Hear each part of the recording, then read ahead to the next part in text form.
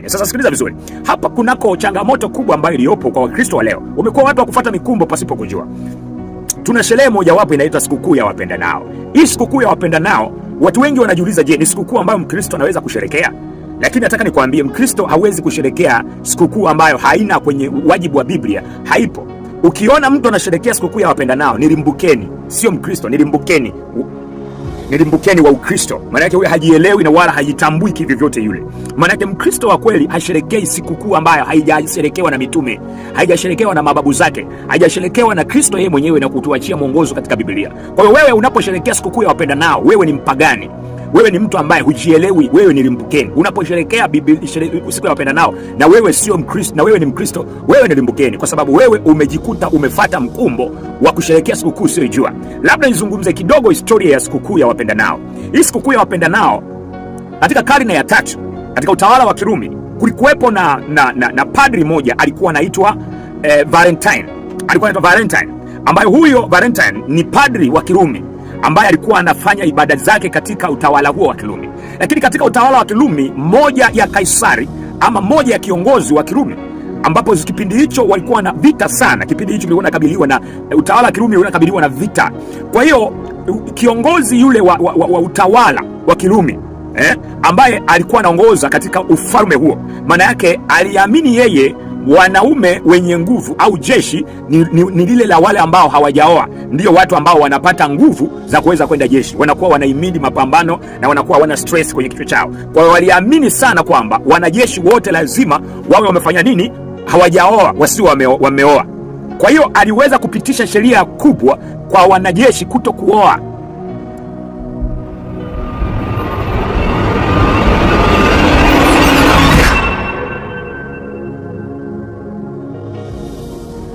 Nikusalimu katika jina la Yesu Kristo wa Nazareti, mahali pale ambapo upo unaponitazama na kunifuatilia katika bara la Ulaya, bara la Afrika. Mwenyezi Mungu apate kukubariki na kukutunza. Mimi ni mtumwa wako Mwinjilisti Pastor Cassian. Katika siku ya leo, Mungu amenipatia neema ili nikusudi nimeze kumega mkate wa uzima pamoja na wewe. Kwa haraka funika macho yako tupate kuomba ili tuende moja kwa moja katika somo letu la siku ya leo. Baba yetu, tunakushukuru kwa neema yako na siku ya leo na majira kama haya kutupatia neema ya kupata kujenga mwili wako. Nitumie kama chombo kipazacho sauti ili kila mmoja anayetazama na kunifuatilia akapate kufunguliwa na kuweza kuokolewa katika udanganyifu wa nyakati za mwisho. Nakushukuru Mungu kwa sababu umekuwa ni mwema, katika jina la Yesu Kristo wa Nazareti. Amen. Rafiki yangu, katika kitabu cha Wakorinto wa kwanza 3:11 Biblia inasema, maana msingi mwingine hakuna mtu awezaye kuuweka isipokuwa ni ule uliokwisha kuwekwa, yani Yesu Kristo. Lakini kama mtu akijenga juu ya msingi huo dhahabu au fedha au mawe ya thamani au miti au majani au manyasi, kadhi ya miti au majani au manyasi, kazi ya kila mtu itakuwa dhahiri, maana siku ile itadhihirisha, kwa kuwa yafunuliwa katika moto, na ule moto wenyewe utajaribu kazi ya kila mtu ni ya namna gani, kazi ya mtu aliyoijenga juu yake. Ikikaa itapata thawabu, kazi mtu ikiteketea atapata hasara, ila yeye mwenyewe ataokolewa. Lakini ni kama kwa moto. Hamjui ya kuwa ninyi mmekuwa hekalu la Mungu, na ya kuwa Roho wa Mungu anakaa ndani yenu? Sasa mimi sikutaka kuzungumza kote kule, ila nimekusomea tu ili uelewe kinachozungumzwa hapa. Lakini mimi natamani twende kwenye andiko la kwanza hapa juu, fungu la 11. Biblia inaposema, maana msingi mwingine hakuna mtu awezaye kuweka isipokuwa ni ule uliokwisha kuwekwa, yani Yesu Kristo. Lakini mtu akijenga juu ya msingi huo dhahabu au fedha au mawe ya thamani au miti au majani au manyasi, kazi ya kila mtu itakuwa dhahiri. Kwa hiyo sikiliza vizuri kwamba katika imani yetu ya Kikristo, yani Ukristo, maana unapoitwa Mkristo maana yake wewe unamkiri Yesu Kristo, wewe ni mfuasi wa Yesu Kristo. Sasa tunaishije katika Ukristo? Kanuni yetu ya kuishi, tunaishi katika yale ambayo Yesu aliyatenda na kuyaelekeza katika maandiko matakatifu. Kama hakuna katika maandiko matakatifu, maana yake hatupaswi kutenda, hatupaswi kuyafuata. Lakini pia tunaishi katika yale ambayo mitume waliyaelekeza ama waliyafanya, kwa sababu kanisa limejengwa katika mitume na manabii. Kwa hiyo tunaamini mitume walikifanya hicho, kikaandikwa katika maandiko matakatifu, na maandiko matakatifu yaliandikwa kwa uongozi wa Roho Mtakatifu. Kwa hiyo hakuna chochote kile ambacho Mkristo anapaswa kukifanya kilicho nje ya Biblia. Kama hakikuandikwa katika maandiko matakatifu, haupasi kukizingatia ama kukifanya, maanake kitakuwa hakijaamuliwa kwa Mkristo ukifanya chochote kile, tabia yoyote, ibada yoyote, maombi aina yoyote yale, kama hayakuorodheshwa namna ya uombaji, namna ya ibada katika Biblia, maana yake hayo hayapaswi kuzingatiwa na Mkristo. Kwa sisi kama Wakristo tunafuata mifumo ama misingi ambayo Kristo alikwisha kuiweka akiwa na mitume. Na ndio maana Biblia inasema msingi ni mmoja tu ambao ni Yesu Kristo, na yeye ndiye aliweka huo msingi na akawaachia mitume. Kwa hiyo mitume walifuata kile ambacho Kristo alikifanya katika muda ambao walikuwa nao, na Yesu Kristo amewaelekeza mambo ya kufanya. Ndio maana maandiko yakaandikwa katika Biblia. Kwa kile ambacho hakikuandikwa kwenye Biblia wala hakikuelekezwa kwenye Biblia, haupaswi kukifuata. Sasa basi, kunako sherehe mbalimbali ambazo zinafanyika katika uso wa ulimwengu huu. Hizi sherehe hazihusiani kabisa na Mkristo, na watu wamekuwa wakiziliplace ama kuziingiza kama ni sherehe zilizo katika mfumo wa Biblia ambao Kristo alielekeza tuzisherekee. Lakini pia ni kama kwamba msingi uliwekwa na mitume na wengine wakaja kuweka msingi mwingine. Kwa hiyo msingi ule ambao tunajifunza ni kutoka kwa Yesu na mitume. Kwa kama mitume hawakusherekea sikukuu yoyote ile unayoijua, maana yake hata wewe upaswi kusherekea. Nimefundisha juu ya sikukuu ya Pasaka na Krismasi na mwaka mpya. Masomo yangu yaliyopita unaweza ukayatambua na kuelewa. Kwa hiyo kama kuna kitu ambacho kinaitwa sikukuu ambayo haikuorodheshwa katika matendo ya mitume, waliyafanya, walisherekea, maana yake hiyo ni takataka mbele za Bwana na ni upagani na ni uchawi ambao upasi kusherekea chochote kile ambacho hakikufanywa na mitume au Yesu Kristo katika neno lake hakukifanya. Sasa sikiliza vizuri. Hapa kunako changamoto kubwa ambayo iliyopo kwa Wakristo wa leo. Wamekuwa watu wa kufuata mikumbo pasipo kujua. Tuna sherehe mojawapo inaitwa sikukuu ya wapendanao.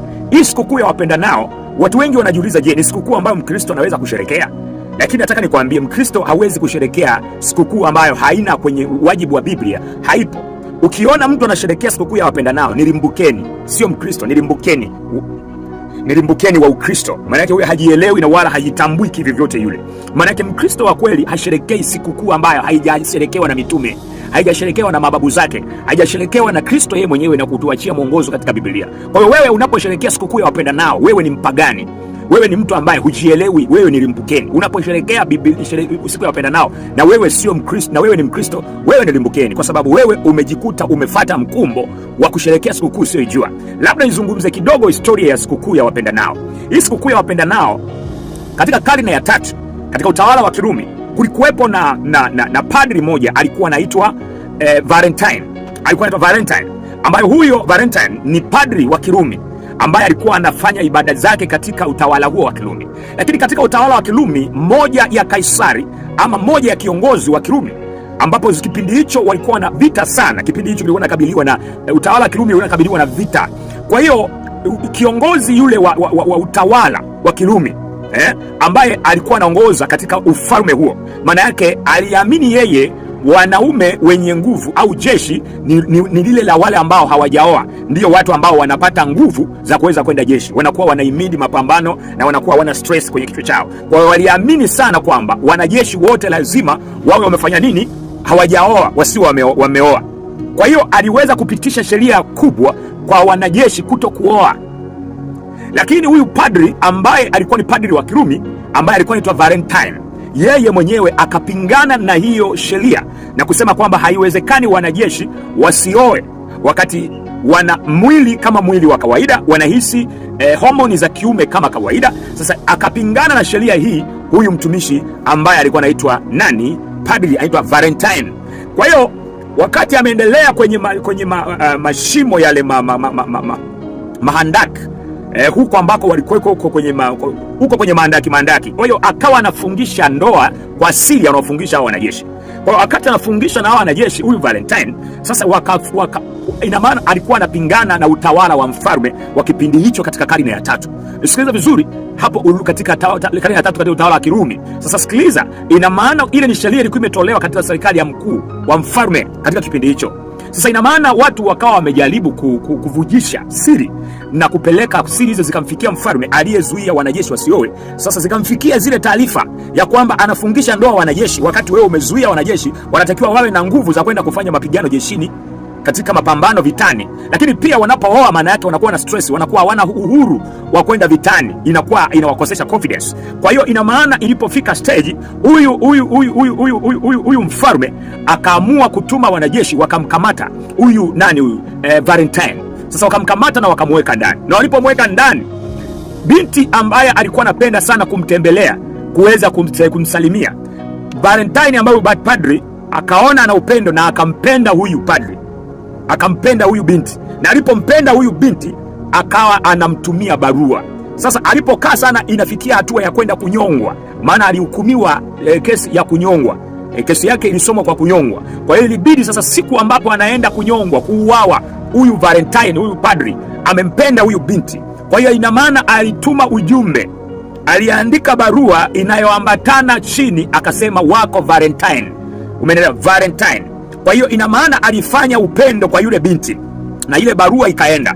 Hiyo siku ilikuwa ni siku ya tarehe 14 kama jinsi ambavyo watu wanasherehekea siku ya Valentine, siku ya tarehe 14. Kwa hiyo ina maana kila ilipofika hatua huyu Valentine ameuawa, amekufa, ile barua ikasoma, ikapelekwa kule, na akaisoma huyu binti, alipata kusikitika sana. Na kifo hiki kiliwafikia wengi na kiliwaumiza wengi, kwa sababu yeye alikuwa anatetea wanajeshi ama waumini wake waoe, waumini wake wapate kuoa. Kwa hiyo kitendo hicho kilitapakaa na kukawepo na kumbukumbu, wakawa wanafanya kumbukumbu ya kumkumbuka huyu Valentine kwa upendo aliouonyesha kwa huyu mwanamke na upendo alioonyesha kwa hawa wanajeshi, kuwafungisha ndoa kwa kuibaiba na waumini wake. Alikuwa anawatetea waumini wake. Kwa hiyo alipokufa, wale wanajeshi pamoja na waumini wake wakawa wametengeneza siku ambapo alipokufa wakatangaziana siku ya kumwenzi. Kwa hiyo ni siku ya kukumbuka huyu Valentine. Siku hii ikawa ni siku ya wapenda nao, ambayo sasa kwamba huyu alikuwa anampenda huyu binti na alikuwa anawatetea hawa wanajeshi, huyo Valentine. Kwa hiyo ina maana katika karne ya 3 kuanzia hapo ikaanza kuenea hii siku kama siku ya kukumbukwa, ikawa ni kama sikukuu, ikaingizwa, ikaanza kutembea na kuenea mabara mbalimbali. Kwa hiyo tayari watu wakawa wamejiwekea siku ya tarehe 14 ni siku ya Valentine, ambaye yeye jina lake mwenyewe aliitwa Valentine. Kwa hiyo siku ya wapenda nao.